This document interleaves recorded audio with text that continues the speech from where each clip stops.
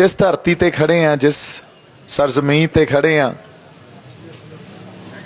उथों एक अजीब जिहड़ी प्रेरणा मिलती है, इहदे च एक वाइब्रेशन आ, वो आपदे आप ही महसूस हुंदी है गल। सो गुरु साहब की बख्शी हुई फतेह की सांझ पाइए, आगाज करिए। वाहिगुरू जी का खालसा, वाहिगुरू जी की फतेह। इस धरती ने प्रेरणा दिती ते बाबा बंदा सिंह बहादुर ने खालसा राज की स्थापना की। आगाज भी इत्थों ही होया। साडी पातशाही दावा इत्थों रखिया गया। इत्थों उस पातशाही दावे ने एक जिहड़ी उहदी नींह या फाउंडेशन इत्थों बनी। उदों बाद 18वीं सदी च बाबा बंदा सिंह बहादुर की रियासत तो बाद 18वीं सदी च जाने आपां, जदों फिर असी संघर्ष कर रहे सी, पछाण दा, होंद दा सिरां दे मुੱਲ पई जांदे सी, नेजियां ते टंगे गए सिर, मीर मन्नू तो लैके मसे रंगड़ तो लैके होर बथेरा जुल्म किया गया, अफगानियां ने, दुरानियां ने, मुगलों ने, पर कौम नहीं डोली। उस वेले कौम दे महान जरनैल जिहड़ी गुलाम मानसिकता, देखो जिहड़ियां रियासतां हुंदियां हमेशा ही रियासतां दी एक थोड़े उत्ते दबाव, जिहड़ा मानसिक दबाव हमेशा बनिया रहिंदा भी इहो जी कोई गल ना हो जे भी सानू फड़ लैण, सानू जेलां च सिट देण। उस वेले तां फिर मारन लगे भी मिंट लाउंदे हुंदे सी, अज किसे होर ढंग नाल मारदे आ। ये दबाव हमेशा एक मानसिक दबाव बनिया रहिंदा और कौम आपदी होंद दा, आपदी पछाण दा संघर्ष लड़ रही होवे ते मानसिक दबाव नाल नाल चल रहा, इहनूं समझण दी कोशिश करिए। तो साडे 18वीं सदी दे जरनैलां ने अज जिहड़े आपां घर छत्ती बैठे आ, उदों भी उन्हां दे घर हुंदे सी, जमीन जायदादां सब सी। 18वीं सदी दे जरनैलां ने ये गल सोची भी इस गुलाम माहौल च रह के असी सही कोई कौम नूं सेध नहीं दे पा रहे, जंगलों च चलो, एक आज़ाद माहौल च जाके लड़ाई लड़ी जाए, जिथे अगले फैसले उस आज़ादी तो प्रभावित होकर ले जान, ना कि ये गल सोच के भी इस हकूमत ने, इस रियासत ने सानू तसीहे देने या सानू जेलों च डकना। जदों ये विजन जरनैलों कोले हुंदे आ ते जरनैल कौम दे बारे सोच रहे आ, उदों ही नींह रखी जाती आ। उस 18वीं सदी के संघर्ष ने नींह रखी भी महाराजा रणजीत सिंह दा खालसा राज होंद च आया। 40-50 साल कौम ने राज किया, राज करके ये दिखाता भी किस तरह एक भाईचारक सांझ नूं रखते हुए बिना कोई दंगे नहीं होए उस राज च। इस राज के 75 सालों के इतिहास च देख लो किन्ने दंगे होए होने आ। ते उस समय जदों अज दी तरह की कोई एजुकेशन नहीं सी, अज दे तरह के एजुकेशनल इंस्टीट्यूट्स नहीं सी, कोई आधुनिकता नहीं सी, उस समय 40 तो 50 सालों के राज च कोई दंगा नहीं, कोई फांसी नहीं, किसे धी भैन की विपत्ति नहीं हुंदी सी, महफूज रखे जाते सी। पर अज जिहड़े आपां समाज च खड़े आ, जदों साडे कोलों साडा राज गया, उस बाद एक लंबी 150 साल की गुलामी साडे गलां च पई, जिन्हों करदे प्रतख रूप च असीं समझिया ही नहीं। उहदी पहली समझ उदों आई जदों संत जरनैल सिंह भिंडरां वालियां ने ये गल कौम नूं समझाई भी असीं गुलाम आ। जे संतां दी शहादत महता चौंक होई हुंदी तां भी साडे ओह ਸਤਿਕਾਰਯੋਗ ਤੇ ਮਹਾਨ ਸ਼ਹੀਦ ਹੋਣੇ ਸੀ। ਪਰ ਜੇ ਉਹੀ ਸ਼ਹਾਦਤ ਅਕਾਲ ਤਖਤ ਸਾਹਿਬ ਤੇ ਹੋਈ ਤੇ ਹਕੂਮਤ ਨੇ ਟੈਂਕ ਚੜਾਏ ਸਾਡੇ ਸਭ ਤੋਂ ਮੁਕੱਦਸ ਸਥਾਨ ਤੇ, ਇਹ ਗੱਲ ਪ੍ਰਤੱਖ ਰੂਪ 'ਚ ਸਾਡੇ ਸਮਝ ਆ ਗਈ ਵੀ ਜੇ ਇੱਥੋਂ ਤੱਕ ਜਾ ਸਕਦੇ ਆ ਫਿਰ ਇਹ ਕਿਸੇ ਵੀ ਹੱਦ ਤੱਕ ਜਾ ਸਕਦੇ ਆ। ਹੁਣ ਉਸ ਵੇਲੇ ਤੱਕ ਸੰਤ ਆਪ ਦਮਦਮੀ ਟਕਸਾਲ ਦੇ ਮੁਖੀ ਸੀ ਤੇ ਟਕਸਾਲ ਦੀ ਇੱਕ ਪਰੰਪਰਾ ਸੀ ਵੀ ਜਦੋਂ ਵੀ ਕੋਈ ਮੁਖੀ ਜਾਂਦਾ ਜਾਂ ਅਕਾਲ ਚਲਾਣਾ ਕਰਦੇ ਆ ਅਗਲਾ ਮੁਖੀ ਥਾਪ ਜਾਂਦੇ ਆ। ਸੰਤਾਂ ਨੇ ਅਗਲਾ ਮੁਖੀ ਵੀ ਨਹੀਂ ਥਾਪਿਆ। ਇਹਦੇ ਪਿੱਛੇ ਕਾਰਨ ਸੀ, ਇਹਦੇ ਪਿੱਛੇ ਇੱਕ ਬਹੁਤ ਵੱਡਾ ਕਾਰਨ ਇਹ ਸੀ ਕਿਉਂਕਿ ਇਹ ਗੱਲ ਸੰਤਾਂ ਨੂੰ ਸਮਝ ਆ ਚੁੱਕੀ ਸੀ ਵੀ ਜਿਹੜੀ ਲੜਾਈ ਆ ਉਹ ਸਾਡੀਆਂ ਸੰਸਥਾਵਾਂ ਦੀ ਜਾਂ ਸਾਡੀਆਂ ਆਰਗੇਨਾਈਜੇਸ਼ਨਸ ਦੀ ਜਾਂ ਪਾਰਟੀਆਂ ਦੀ ਜਾਂ ਟਕਸਾਲਾਂ ਦੀ ਲੜਾਈ ਨਹੀਂ ਹੈ। ਲੜਾਈ ਇਹ ਤੋਂ ਉੱਤੇ ਉੱਠ ਚੁੱਕੀ ਆ। ਹੁਣ ਤਾਂ ਸਾਰੀ ਕੌਮ ਨੂੰ ਇਕੱਠੇ ਹੋ ਕੇ ਲੜਾਈ ਲੜਨੀ ਪਊ। ਟਕਸਾਲਾਂ ਦਾ ਮੁਖੀ ਥਾਪ ਕੇ ਮੈਂ ਇੱਕ ਟਕਸਾਲ ਦੀ ਲੜਾਈ ਨਹੀਂ ਲੜ ਰਿਹਾ, ਇਹ ਤਾਂ ਕੌਮ ਨੂੰ ਲੜਾਈ ਲੜਨੀ ਪਊਗੀ। ਹੁਣ ਇਸੇ ਕਰਕੇ ਵਾਰ-ਵਾਰ ਕਹਿੰਦੇ ਰਹੇ ਇਹ ਗਲੋਂ ਲਾਉਣੀ ਪੈਣੀ ਆ ਸਾਨੂੰ, ਜਿਹੜੀ ਗੁਲਾਮੀ ਸਾਡੇ ਮਾਨਸਿਕ ਤੇ ਸਰੀਰਕ ਰੂਪ 'ਚ ਵੀ ਅਸੀਂ ਹੰਢਾ ਰਹੇ ਹਾਂ। ਕਿਉਂਕਿ ਜਦੋਂ ਜੀ ਕਰਦਾ ਸਾਡੇ ਤੇ ਕੇਸ ਪਾ ਦਿੰਦੇ ਆ, ਜਦੋਂ ਆਪਦੇ ਹੱਕ ਲੈਣ ਨਿਕਲਦੇ ਆ ਉਦੋਂ ਹੀ UAPA ਲੱਗਦਾ, ਜਦੋਂ ਆਪਦੀ ਕੌਮੀਅਤ ਦੀ ਗੱਲ ਕਰਦੇ ਆ ਉਦੋਂ ਹੀ UAPA ਲਾ ਦਿੰਦੇ ਆ, ਜੇਲ੍ਹਾਂ 'ਚ ਸਿੱਟ ਦਿੰਦੇ ਆ।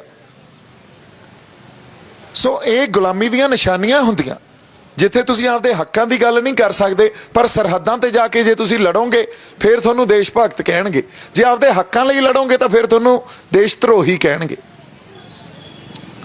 ਸੋ ਲੜਾਈ ਸਾਡੀਆਂ ਪਾਰਟੀਆਂ ਤੋਂ, ਸਾਡੀ ਆਰਗੇਨਾਈਜੇਸ਼ਨਸ ਤੋਂ, ਸਾਡੀਆਂ ਸੰਸਥਾਵਾਂ ਤੋਂ ਉੱਤੇ ਉੱਠ ਚੁੱਕੀ ਆ। ਕੌਮ ਨੂੰ ਲੜਾਈ ਇਕਜੁੱਟ ਹੋ ਕੇ ਲੜਨੀ ਪੈਣੀ ਆ। ਪਰ ਕਿੰਨੇ ਤਰ੍ਹਾਂ ਦੇ ਵਖਰੇਵੇਂ, ਕਿੰਨੀਆਂ ਪਾਰਟੀਆਂ, ਕਿੰਨੀਆਂ ਆਰਗੇਨਾਈਜੇਸ਼ਨਸ ਆਪਸ 'ਚ ਅਸੀਂ ਕਿੰਨੀਆਂ ਵੰਡਾਂ 'ਚ ਵੰਡੇ ਗਏ ਆ।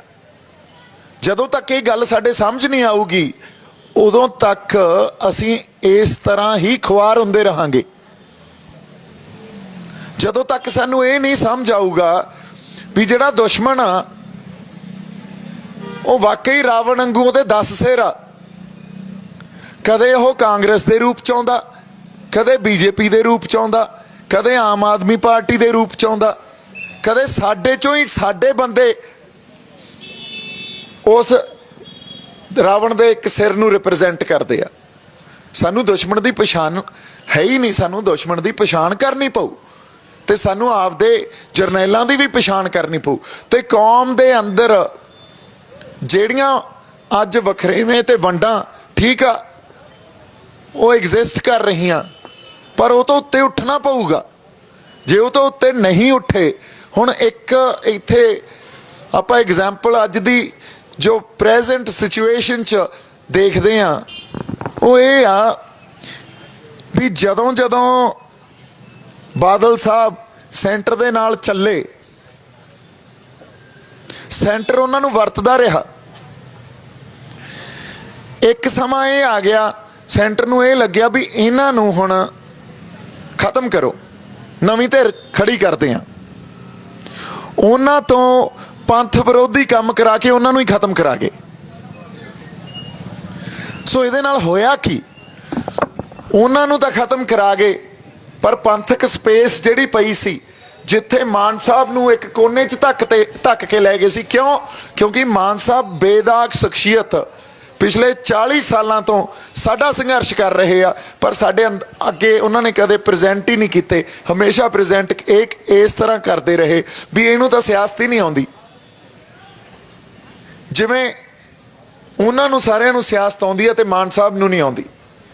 ਮਾਨ ਸਾਹਿਬ ਨੇ 40 ਸਾਲਾਂ ਤੋਂ ਸਾਡੀ ਕੌਮੀਅਤ ਨੂੰ ਵੀ ਚੱਕੀ ਰੱਖਿਆ, ਸਾਡੇ ਹੱਕਾਂ ਦੀ ਆਵਾਜ਼ ਵੀ ਬੁਲੰਦ ਕੀਤੀ, ਸਾਡੀ ਸੋਵਰੇਨਟੀ, ਸਾਡੇ ਪਾਤਸ਼ਾਹੀ ਦਾਅਵੇ ਨੂੰ ਵੀ ਚੱਕੀ ਰੱਖਿਆ, ਉਹਦੀ ਰਾਖੀ ਕਰਦੇ ਰਹੇ।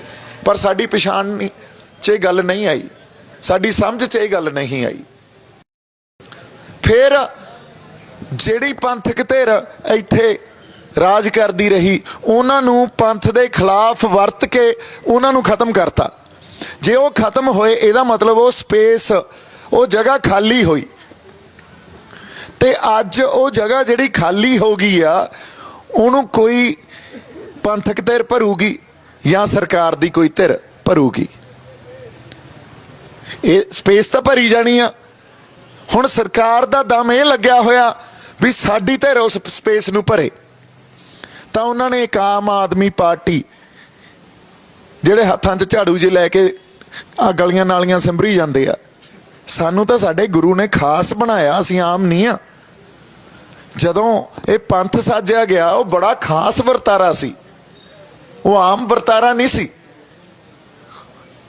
ਠੀਕ ਆ, ਜਿਹੜੇ ਆਮ ਮਨੁੱਖ ਜਾਂ ਆਮ ਤੋਂ ਵੀ ਕੋਈ ਜੇ ਥੱਲੇ ਹੁੰਦਾ ਜਿਹਨੂੰ ਇਹ ਸਮਝਦੇ, ਆਪਾਂ ਤਾਂ ਮਨੁੱਖ ਨੂੰ ਆਮ ਸਮਝਦੇ ਹੀ ਨਹੀਂ, ਉਹ ਤਾਂ ਆਮ ਆਪਦੇ ਆਪ ਨੂੰ ਕਹਿ ਸਕਦੇ ਆ। ਜਿਹੜੇ ਹੋਣ ਹੀ ਖਾਸ, ਜਿਹਦੇ 'ਚ ਗੁਣ ਹੀ ਪ੍ਰਮਾਤਮਾ ਨੇ, ਅਕਾਲ ਪੁਰਖ ਵਾਹਿਗੁਰੂ ਨੇ ਆਪਦੇ ਪਾਏ ਹੋਣ, ਉਹ ਆਮ ਕਿਵੇਂ ਹੋ ਸਕਦੇ ਆ? ਉਹ ਕੌਮ ਕਿਵੇਂ ਆਮ ਹੋ ਸਕਦੀ ਆ? ਜਿਹਨੇ ਮਿੱਥ ਸਿਰਜੇ ਹੋਣ, ਉਹ ਕੌਮ ਨਹੀਂ ਆਮ ਹੋ ਸਕਦੀ। ਇਹ ਧਰਤੀ ਨੂੰ ਆਪਾਂ ਜੇ ਕਹਿ ਦਈਏ ਤਾਂ ਆਮ ਧਰਤੀ ਆ, ਹੋ ਸਕਦੀ ਹੈ ਜਿੱਥੇ ਸਾਹਿਬਜ਼ਾਦਿਆਂ ਦੀ ਸ਼ਹਾਦਤ, ਇਸ ਕਦਰ ਐਡੀ ਵੱਡੀ ਸ਼ਹਾਦਤ, ਉਹ ਕੁਰਬਾਨੀ ਹੋਈ ਹੋਵੇ, ਇਹ ਆਮ ਧਰਤੀ ਕਿਵੇਂ ਹੋ ਸਕਦੀ ਆ? ਸੋ ਫਿਰ ਉਸੇ ਤਰ੍ਹਾਂ ਇੱਥੇ ਰਹਿਣ ਵਾਲੇ ਵਸਨੀਕ, ਇਸ ਗੁਰੂਆਂ ਪੀਰਾਂ ਦੀ ਧਰਤੀ ਦੇ ਵਸਨੀਕ ਆਮ ਕਿਵੇਂ ਹੋ ਸਕਦੇ ਆ? ਪਰ ਉਹ ਸਪੇਸ ਭਰਨ ਲਈ ਤੁਹਾਡੇ ਕੋਲ ਇੱਕ ਧਿਰ ਵੀ ਸਿਰਜ ਦਿੱਤੀ ਗਈ। ਉਹਨੂੰ ਇਹ ਵੀ ਕਹਿ ਕੇ ਤੋਰਤਾ ਵੀ ਐਂ ਕਰੋ, ਇੱਕ ਮੌਕਾ ਇਹਨਾਂ ਨੂੰ ਦੇ ਦਿਓ, ਕਿਉਂਕਿ ਉਹ ਸਪੇਸ ਭਰਨੀ ਆ। ਔਰ ਸਪੇਸ ਸਰਕਾਰ ਦਾ, ਸਟੇਟ ਦਾ ਸਾਰਾ ਜ਼ੋਰ ਇਹ ਲੱਗ ਜੂ ਵੀ ਇਹ ਸਪੇਸ ਹੁਣ ਕੋਈ ਨਵੀਂ ਧਿਰ ਆ ਕੇ ਭਰੇ, ਤੇ ਸਾਡਾ ਵੀ ਜ਼ੋਰ ਲੱਗਣਾ ਚਾਹੀਦਾ ਵੀ ਅਸੀਂ ਉਹ ਸਪੇਸ ਨੂੰ ਭਰੀਏ, ਕਿਉਂਕਿ ਦਾਵਾ ਸਾਡਾ, ਸੰਘਰਸ਼ ਅਸੀਂ ਕੀਤਾ। ਜਿਹਨੇ ਸੰਘਰਸ਼ ਕੀਤਾ ਇਸ ਧਰਤੀ ਲਈ, ਜਿਹਨੇ ਜੇਲਾਂ ਕੱਟੀਆਂ, ਤਸੀਹੇ ਝੱਲਿਆ, ਉਹਦਾ ਦਾਵਾ ਬਣਦਾ ਕਿ ਜਿਹੜਾ ਬਾਹਰੋਂ ਆ ਕੇ ਸਾਡੇ ਤੇ ਇੱਥੇ ਥੋਪ ਦਿੱਤਾ ਜਾਂਦਾ ਦਾਵਾ ਉਹਦਾ ਬਣਦਾ? ਇਹ ਸਵਾਲ ਤਾਂ ਪੁੱਛੋ ਆਪਦੇ ਆਪ ਨੂੰ। ਸੋ ਦਾਵਾ ਤਾਂ ਅਸੀਂ ਪੇਸ਼ ਕਰ ਰਹੇ ਹਾਂ, ਸਪੇਸ ਭਰੀ ਜਾਣੀ ਆ, ਤੇ ਜੇ ਕੋਈ ਬਗਾਨਾ ਸਪੇਸ ਭਰ ਗਿਆ ਸਾਡੇ ਛਿੱਤਰ ਫੇਰ ਪੈਣਗੇ, ਸਾਡਾ ਵਟਿਆ ਫੇਰ ਕੁਛ ਨਹੀਂ ਜਾਣਾ, ਬੇਰਾਂ ਵੱਟੇ ਨਹੀਂ ਪੁੱਛਣਾ ਕਿਸੇ ਨੇ। ਸੋ ਇਸ ਕਰਕੇ ਉਸ ਸਪੇਸ ਨੂੰ ਆਪਾਂ ਭਰੀਏ। ਸਰਦਾਰ ਇਮਾਨ ਸਿੰਘ ਮਾਨ ਜਿੰਦਾਬਾਦ। ਇਹੀ ਜਿਹੜੀਆਂ ਬੇਨਤੀਆਂ ਸੰਗਤ ਨੂੰ ਕਰਨੀਆਂ ਸੀ ਵੀ ਗੱਲਾਂ ਨੂੰ ਸਮਝੀਏ ਤਾਂ ਸਹੀ, ਤੇ ਜੇ ਸਾਡੀ ਆਵਾਜ਼ ਅਸੈਂਬਲੀਆਂ 'ਚ, ਪਾਰਲੀਮੈਂਟਾਂ 'ਚ ਗੂੰਜਣੋਂ ਬੰਦ ਹੋ ਗਈ ਨਾ, ਫਿਰ ਕੱਲ ਨੂੰ ਇਹ ਨਹੀਂ ਅਸੀਂ ਕਹਿ ਸਕਦੇ ਵੀ ਅਸੀਂ ਆਪਦੀ ਹੋਂਦ ਦੀ ਲੜਾਈ ਲੜ ਰਹੇ ਹਾਂ। ਮੌਕੇ ਤਾਂ ਆਏ ਆ, ਅਸੀਂ ਨਹੀਂ ਖੜੇ, ਅਸੀਂ ਨਹੀਂ ਪਛਾਣੇ ਸਾਡੇ ਜਰਨੈਲ ਕੌਣ ਆ, ਸਾਡੇ ਆਗੂ ਕੌਣ ਆ।